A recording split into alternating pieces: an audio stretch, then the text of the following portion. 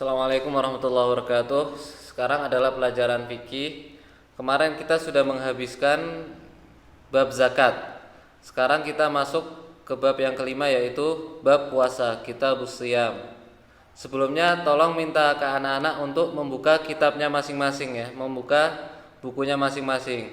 Sambil saya membacakan, sambil kalian melihat kitabnya masing-masing. Ya, kita mulai kitabus shiyam. Kitabus shiyam ini adalah bab puasa. As-shiyam itu diambil dari kata shoma yasumu yang artinya berpuasa.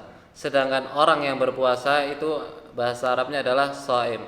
Makanya kita kadang-kadang dengar anta shaim di pondok, kadang-kadang tanya kamu puasa, itu anta shaim. Nah, shaim itu adalah orang yang berpuasa. Wa fihi sittatu dhawabit, dan di dalamnya terdapat 6 poin. Ya, di dalam bab puasa ini ada 6 poin. Poin yang pertama adalah syurutu wujubis shaum, yang artinya syarat-syarat diwajibkannya puasa. Jadi dengan berkumpulnya syarat-syarat ini orang wajib berpuasa. Sedangkan orang yang enggak memiliki syarat-syarat ini maka tidak wajib bagi dia untuk berpuasa. Poin kedua adalah syurutu sihhatis shaum, syarat-syarat sahnya puasa. Nah, buat puasa jadi sah itu ada syarat-syaratnya, dan ini syarat-syaratnya nanti akan kita bahas lebih lanjut. Yang ketiga adalah sunanus shaum, sunnah-sunnah puasa, atau hal-hal yang dianjurkan untuk dilakukan ketika kita puasa. Yang keempat adalah mufattirat. Mufattirat ini hal-hal yang membatalkan puasa. Ya, poin kelima adalah al-ayyamul mustahabbu siyamuha, hari-hari yang disunahkan untuk berpuasa. Nah, al-ayyam itu al-ayyam jamak dari yaum yang artinya hari. Al-ayyam itu jamaknya artinya hari-hari. Al-mustahabbu yang disunahkan siyamuha untuk berpuasa di hari tersebut. Poin yang keenam adalah al-ayyamul manhiyu an siyamiha. Al-ayyam seperti yang sudah disebutkan, hari-hari al-manhi yang dilarang an siyamiha untuk berpuasa di hari tersebut.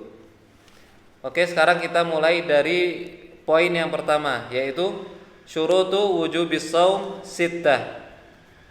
Syarat-syarat diwajibkannya puasa itu ada 6. Yang pertama adalah dukhulus syahr. Dukhulus syahr ini adalah dukhul, masuk, artinya syahr itu bulan, maksudnya masuk ke bulan Ramadan. Ya. Syarat yang pertama adalah dukhulus syahr atau masuk ke bulan Ramadan. Jelas ya insyaallah. Yang kedua, syarat yang kedua adalah al-Islam. Islam jelas. Orang Islam wajib berpuasa jika syarat-syarat di sini terkumpul semua ya. Yang ketiga adalah al-bulugh. Al-bulugh ini maksudnya udah balik ya, udah mukallaf, udah dibebani oleh syariat-syariat. Sedangkan anak kecil itu masih belum dibebankan oleh syariat-syariat. Syarat yang keempat adalah al-aql. Al-aql di sini maksudnya adalah berakal, akal ya. Orang yang berakal, enggak gila dan enggak ya keterbelakangan gitu, itu enggak masuk. Yang syarat kelima adalah al-qudrah alaih. Al-qudrah ini maksudnya mampu untuk berpuasa. Al-qudrah alaih. Syarat yang keenam adalah al-iqamah. Al-iqamah ini artinya bermukim atau tidak dalam perjalanan, tidak dalam safar. Nah, syarat-syarat diwajibkannya puasa ini seperti yang kalian lihat di buku, ada 6 ya. Orang diwajibkan berpuasa itu harus terkumpul 6 syarat ini semuanya. Jikalau satu orang hanya memiliki 5 syarat di sini, misalnya dari 1 sampai 5 dia udah, cuman dia safar, nah, tidak wajib bagi dia untuk berpuasa. Atau dia semuanya sudah kecuali dia non muslim, otomatis dia nggak wajib untuk berpuasa. Jadi untuk diwajibkannya seseorang untuk berpuasa itu harus berkumpul semua syarat ini. 6-6-nya harus ada pada orang tersebut. Jikalau hilang 1 atau hilang 2, maka dia tidak wajib berpuasa. Sekarang kita ke poin yang kedua. Ad-dhabitu tsani syurutu sihhatis shaum sittah. Syarat-syarat sahnya puasa. Nah, puasa biar jadi sah itu ada syarat-syarat juga. Jadi nggak kita asal puasa langsung sah, enggak. Harus ada syarat-syaratnya. Dan syaratnya ada 6 juga. Syarat yang pertama adalah al-Islam. Sama seperti tadi ya, syarat diwajibkannya al-Islam. Yang kedua al-aql, orang yang berakal. Yang ketiga adalah at-tamyiz. At-tamyiz, orang yang bisa membedakan mana yang buruk, mana yang baik. Yang keempat an-niyah, niat ya. Yang kelima adalah inqita'u damil haid, putusnya darah haid ya. Yang keenam adalah inqita'u damin nifas, adalah terputusnya darah nifas, darah yang keluar setelah melahirkan. Nah, untuk puasa ini diterima atau sah, maka syarat-syarat ini juga harus terkumpul. Yang pertama Islam, kedua berakal, ketiga tamyiz, mumayyiz, bisa membedakan mana baik mana buruk. Yang keempat an-niyah. Jadi untuk puasa ini harus niat ya. Enggak kita bangun tidur jam 3 sahur terus sholat subuh langsung puasa, enggak. Harus diniatkan, dari sahur tuh udah diniatkan saya ingin berpuasa. Tapi nggak usah diucapkan, cukup di dalam hati. Saya ingin berpuasa wajib bulan Ramadan, atau saya ingin puasa sunnah. Kalau puasa sunnah sebenarnya nggak wajib diniatkan dari malam atau dari waktu sahur.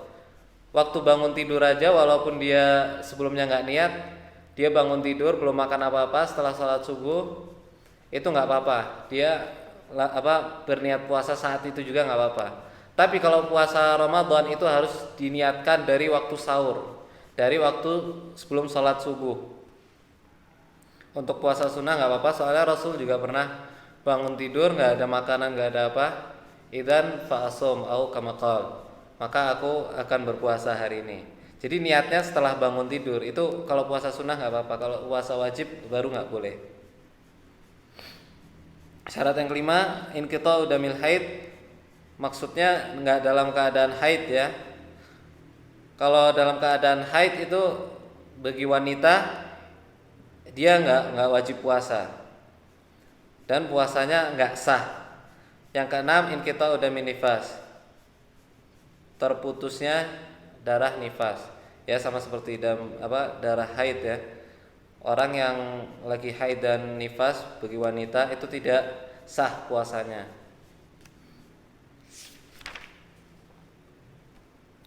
Sekarang kita ke poin yang ketiga. Sunanus shaum sittah, sunah-sunah dalam puasa. Ta'jilul fitr itu artinya menyegerakan berbuka puasa. Jadi cepat-cepat berbuka. Adzan maghrib langsung cari minum, langsung diminum. Jangan ditunda-tunda sampai isya, sampai taraweh, nggak baik. Ya ini sunah-sunah di sini ya, tapi nggak wajib. Tapi dianjurkan untuk dilakukan orang yang sedang berpuasa, walaupun hukumnya nggak wajib. Nah, sunnah ini jika kita lakukan kita dapat pahala, dan jika kita tinggalkan kita nggak dapat dosa. Jadi otomatis kita lebih ngejar yang dapat pahalanya daripada kita yang penting nggak dosa. Tapi selama kita dapat pahala ya kita kejar. Ya, yang pertama tadi adalah ta'jilul fitr, menyegerakan berbuka puasa. Habis adzan maghrib diusahakan langsung untuk berbuka. Yang kedua, takhirus sahur, atau mengakhirkan sahur. Jadi bukan sahur jam 10 malam, jam 11 malam atau jam 12 malam, itu enggak disunahkan. Yang disunahkan adalah di akhir-akhir mendekati sholat subuh. Misalkan azan subuh jam 4, jam setengah 4 atau jam 3. Pokoknya lebih baik, lebih dekat ke sholat subuh itu lebih baik daripada jauh-jauh sebelum sholat subuh, sebelum azan subuh. Jadi kita berpuasa, sunnah yang pertama tadi adalah menyegerakan berbuka dan mengakhirkan sahur. Sekarang yang ketiga, az-ziyadatu fi a'malil khair. Az-ziyadah, ziyadah ini artinya menambah. Az-ziyadah, zada yazidu, artinya menambah ya. Fi a'malil khair, dalam amalan-amalan kebaikan. Ya, amalan-amalan kebaikan di sini maksudnya beribadah. Entah itu berzikir ke Allah, memperbanyak salat sunnah, atau membaca Al-Quran, apapun itu. Yang penting menambahkan amal-amal kebaikan pada bulan puasa atau ketika kita sedang berpuasa. Yang keempat, wa qauluhu idza syutim inni shaim. Dan jika ada orang yang menghina orang yang sedang berpuasa, maka orang yang berpuasa ini harusnya ngomong saya sedang puasa. Maksudnya dia nggak marah. Misal ada orang datang ngomong dia menghina dia, mencemooh apa gitu, itu balaslah, bukan balas dengan ejekan lagi, tapi balaslah dia dengan perkataan inni shaim, sesungguhnya aku sedang berpuasa. Yang kelima adalah ad-du'a indal fitr, atau berdoa ketika hendak berbuka puasa. Doanya adalah zahabat dhama wabtalatil uruq wa thabatal ajru insyaallah. Ini adalah doa berbuka puasa.